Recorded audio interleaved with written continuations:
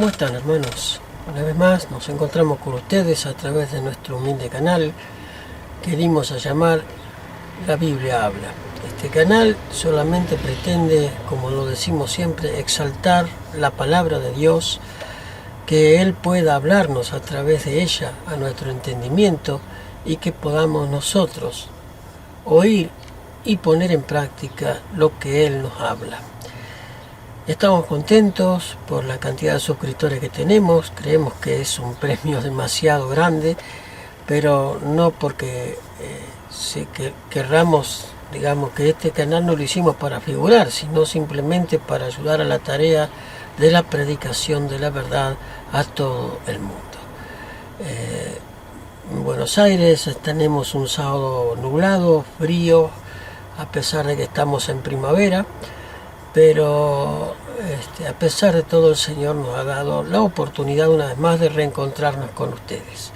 Gracias a cada uno de los que se han suscrito a nuestro canal, que sigan orando por nosotros, que no nos abandonen, que compartan los videos, que se suscriban los que lo ven por primera vez, que apoyen esta humilde tarea y que lleven este mensaje, que lo esparzan en sus redes para que también puedan otros conocer el mensaje de la verdad del Señor. Estuvimos viendo las plagas y ahora estaremos viendo hoy el tema de el sellamiento. Haremos una pequeña serie acerca del sellamiento. Creo que son dos o tres estudios sobre el tema del sellamiento. Y hoy empezaremos con este tema y pedimos que oren por nosotros y nosotros queremos orar por ustedes. Que Dios bendiga su obra y su palabra y bendiga este humilde canal que dimos a llamar La Biblia Habla.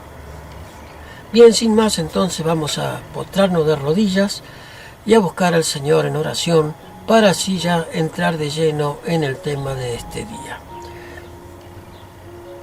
Cariñoso Señor que estás en los cielos, te damos gracias porque nos das el privilegio de poder abrir tu palabra en esta hora. Te pedimos, Señor, que nos hables a nuestro entendimiento, que nos ayudes a comprender la importancia de este tema, que es vital para nuestra salvación. Te pedimos, Señor, que nos bendigas, que nos guardes, que abra nuestro entendimiento y que pongas palabras en mi boca para yo poder, Señor Dios, alcanzar al entendimiento de los oyentes. No por mí, Señor, sino para que tu verdad sea la exaltada. Gracias por todo lo que tú nos das, Padre amado, en el nombre precioso de Jesús. Amén. Amén. Muy bien, nuestro tema entonces de hoy es sellados o destruidos. Estuvimos viendo en la serie anterior acerca de las plagas postreras que las padecerían aquellos que no son sellados, y para saber por qué los que son sellados no padecerán estas plagas, pues justamente por eso vamos a hacer este estudio, esta serie acerca del sellamiento. Se ha hablado mucho acerca del sellamiento. Muchos dicen que los sellados son de las 12 tribus de Israel, otros dicen que son un grupo selecto, otros que es un número simbólico, otros que son literales, pero a pesar de tantas suposiciones, esto está en la Biblia y por lo tanto se debe predicar y se debe enseñar y se debe estudiar también. Muy bien, vayamos entonces a nuestra primera pregunta del día de hoy. ¿Quiénes son los destruidos y a quién es dado refugio en la visión de Ezequiel? Y esto está en el capítulo 9 de Ezequiel, primeros 3 pasajes, del 3 al 6 y luego 9 y 10.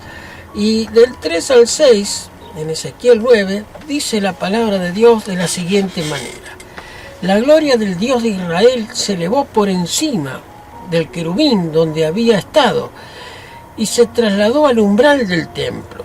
El Señor llamó al varón vestido de lino que tenía en la cartera de escribano y le dijo: pasa por la ciudad, por el medio de Jerusalén, y pon una señal en la frente en los hombres que gimen y claman a causa de todas las abominaciones que se cometen en ella.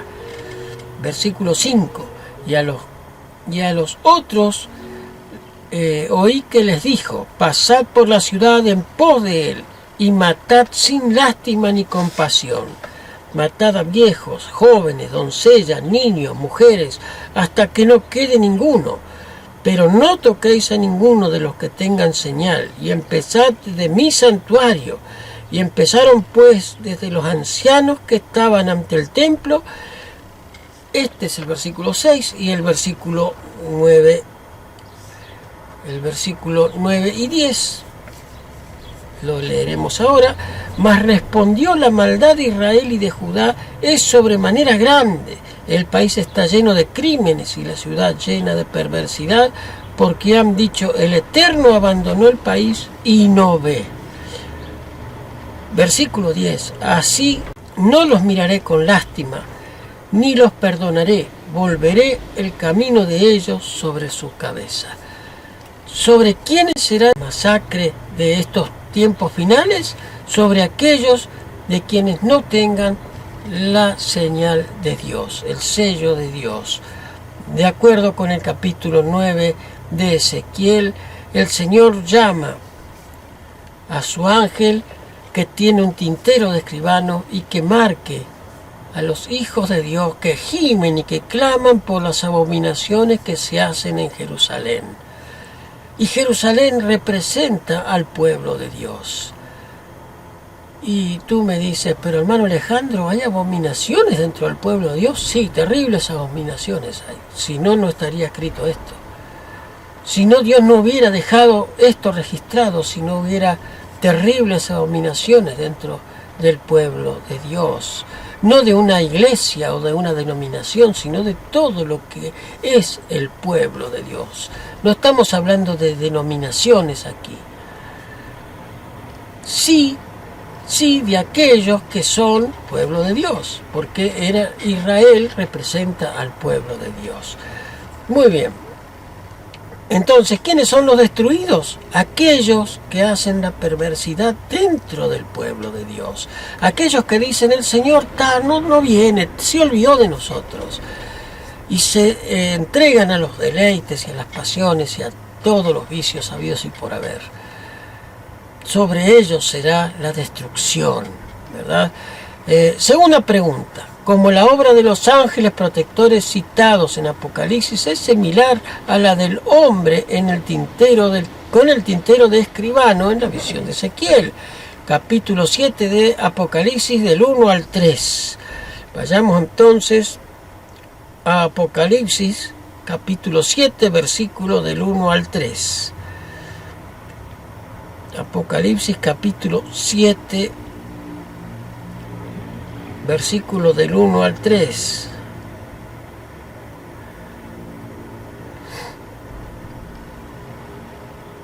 Capítulo 7 de Apocalipsis, versículo del 1 al 3.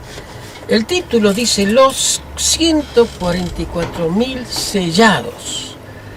Y dice así la palabra del Señor, según el revelador Juan: después de esto vi a 4 ángeles en pie en los 4 ángulos de la tierra, que detenían los 4 vientos de la tierra para que no soplase viento alguno sobre la tierra, ni sobre el mar, ni sobre ningún árbol.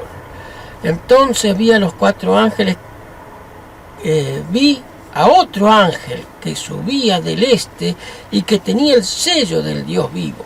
Clamó a gran voz a los 4 ángeles que habían recibido el poder de no dañar a la tierra y el mar, y les dijo: no dañéis a la tierra, ni al mar, ni a los árboles, hasta que sellemos en sus frentes a los siervos de nuestro Dios. Es prácticamente la misma visión la que tuvo Juan que la que recibió el profeta Ezequiel. Y aquí nos habla de 144.000 sellados. Aquí es donde muchos dicen: es un número simbólico, otros creemos que es un número literal.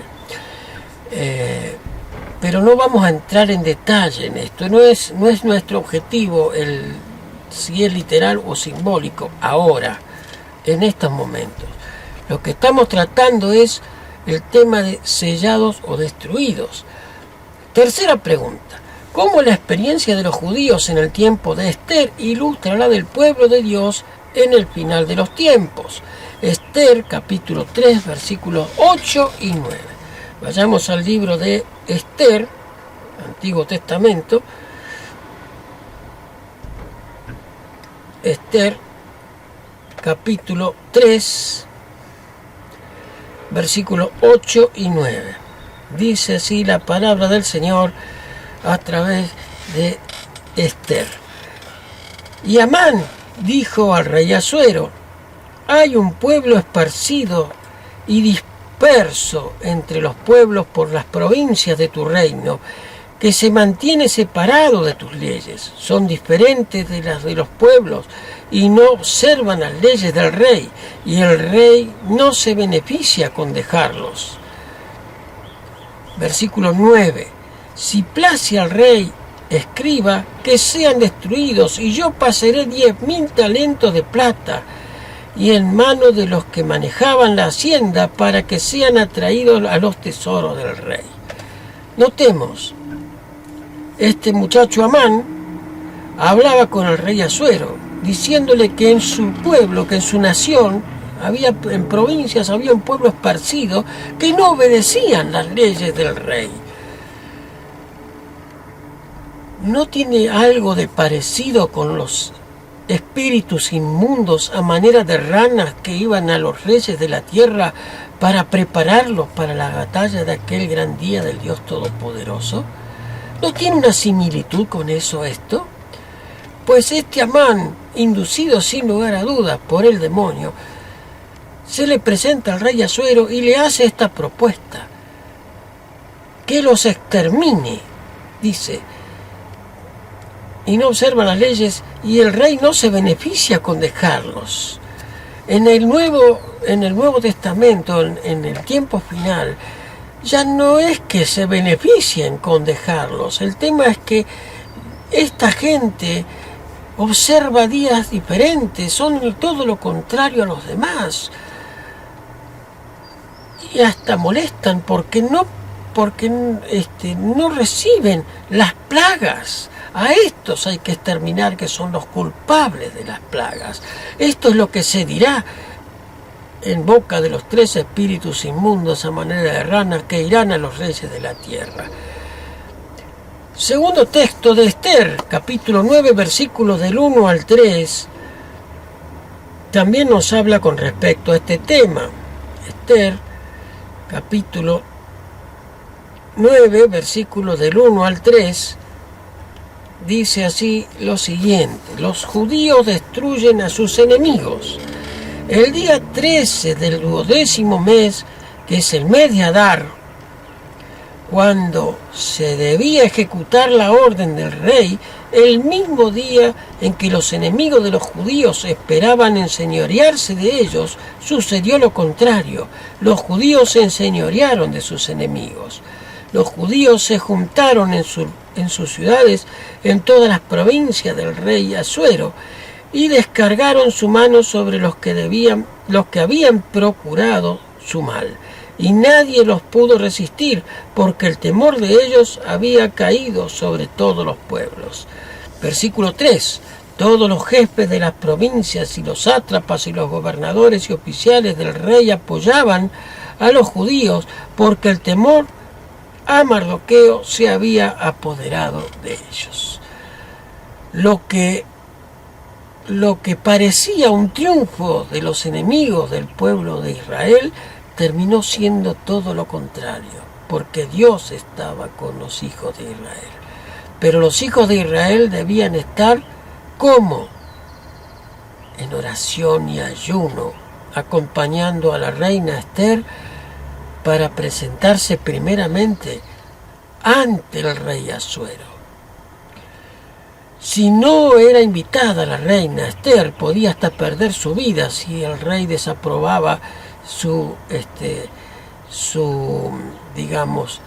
intromisión dentro de su salón real. No se permitía, a menos que el rey llamara a la reina, que la reina se le presentara, o que alguien se presentara, o osara presentarse ante el rey sin haber sido llamado, era posiblemente candidato a morir. Y Esther sabía esto, y Esther logró, gracias a su tío Mardoqueo, reconocer que este personaje, Amán, trataba o maquinaba en contra del pueblo de Dios. Tenía celos, Amán, de Mardoqueo, el tío de Esther. Y notemos lo que nos dice la sierva del Señor con respecto a esto que hemos leído. Esto está en Testimonio para los Ministros, página 453. Este sellamiento de los siervos de Dios es el mismo que se le mostró a Ezequiel en la visión. Notemos, nosotros también vimos que era prácticamente la misma visión, o la misma visión la que vio Juan, de la que tuvo el profeta Ezequiel. Y la sierva del Señor nos ratifica que es prácticamente la misma misión. Es el mismo que se le mostró a Ezequiel en visión. Dice Testimonios para los Ministros, página 453. Y sigue diciendo la sierva del Señor: los momentos penosos que vivió el pueblo de Dios en tiempos de Esther no caracterizan solo a esta época. El mismo espíritu que en los siglos pasados indujo a los hombres a perseguir la iglesia verdadera, los inducirá en un futuro a seguir una conducta similar para con aquellos que se mantienen leales a Dios. El decreto que se promulgará finalmente contra el pueblo remanente de Dios será muy semejante al que promulgó Asuero contra los judíos.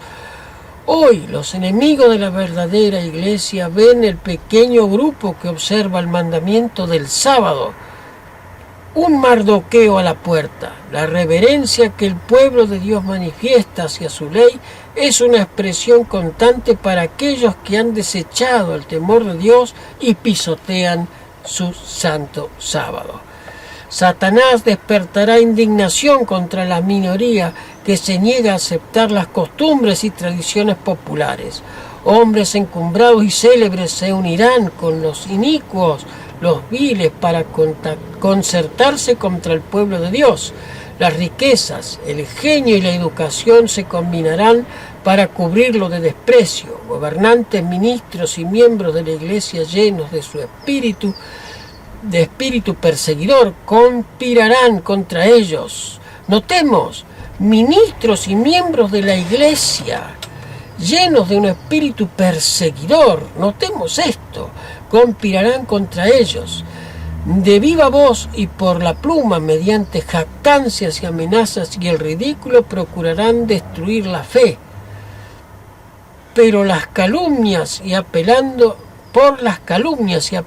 a la ira, algunos despertarán pasiones del pueblo. No pudiendo presentar una, así dice las Escrituras, contra los que defienden el día de reposo bíblico, recurrirán a los decretos opresivos para suplir la falta. A fin de obtener popularidad y apoyo, los legisladores cederán a la demanda de las leyes dominicales.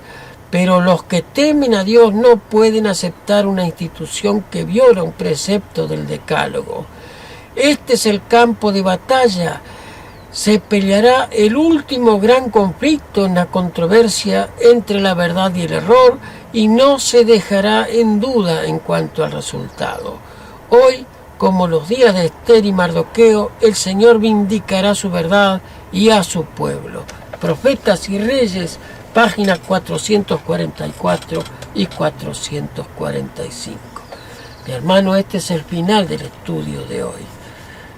La reflexión que nos deja el estudio de hoy es que, como en los días de la reina Esther, así también serán los días finales de este mundo. El pueblo de Israel tenía sus propias leyes, que a Amán le indignaba, que Mardoqueo no se postrara ante los jerarcas. Y así como Amán, sabiendo que solamente ante Dios se podía postrar un judío, y que lo hacían solamente ante la presencia de Dios en el santuario, ellos, llenos de envidia y de orgullo humano, y sin lugar a duda exacerbado por el diablo, le llevó al rey un ardid para tratar de que el pueblo de Dios fuera destruido, porque según él eran un pueblo que seguían unas leyes distintas. Pues mis hermanos, todos aquellos que dicen que no va a haber leyes dominicales en el mundo, pues se han equivocado. No conocen esta historia, no toman en cuenta esto, que es la obediencia a los mandamientos de Dios, a todos los requerimientos del decálogo. Y desgraciadamente lo que más se viola en el pseudo cristianismo es el decálogo en uno de sus mandamientos, el día sábado. Un pequeño grupo verdaderamente es el que guarda, a comparación de todos los demás, ¿verdad? Pero es un pequeño grupo que en todo el mundo es el que guarda los mandamientos de Dios. Y aún dentro de ese grupo habrá gente que se indignará y hará perseguir a los fieles. Por eso tenemos que tener en cuenta esto.